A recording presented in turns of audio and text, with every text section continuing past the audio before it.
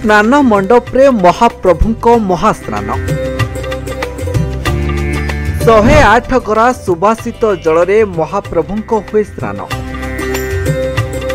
काहींकि स्नान बेदी हुए गजानन बेश जानतु कौन रही गजबेश पछर पौराणिक कहानी। स्नान मंडपरे उभा होइछंती दारुद्य दुनिया देखुछि महाबाहुंकर स्नान यात्रा।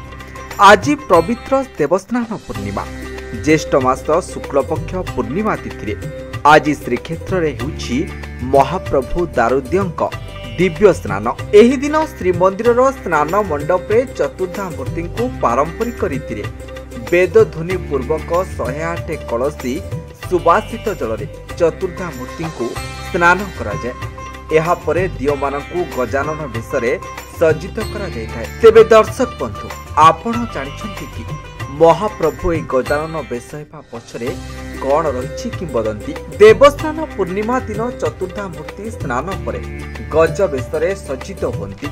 एहा पछरे एक पौराणिक कहानी मध्य रही।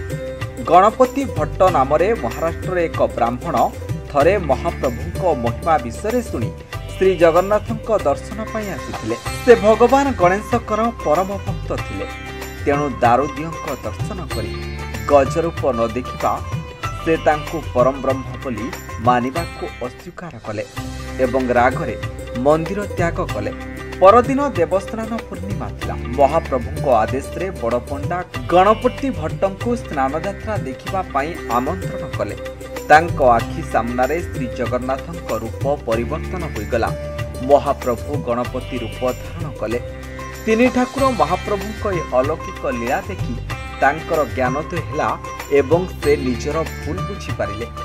तांको प्रार्थना रे संतुष्ट होई महाप्रभु तांको वरदान प्रदान कले जे प्रतिवर्ष एही दिन रे से गज बेश धारण करिवे। Bureau report news 95 Odia. देश विदेश कोण अनुकोण टेक्निक खबर देखंतु आम सह यूट्यूब फेसबुक और इंस्टाग्राम रे आमको देखंतु लाइक शेयर और सब्सक्राइब करने को आद्यम भूलंतु।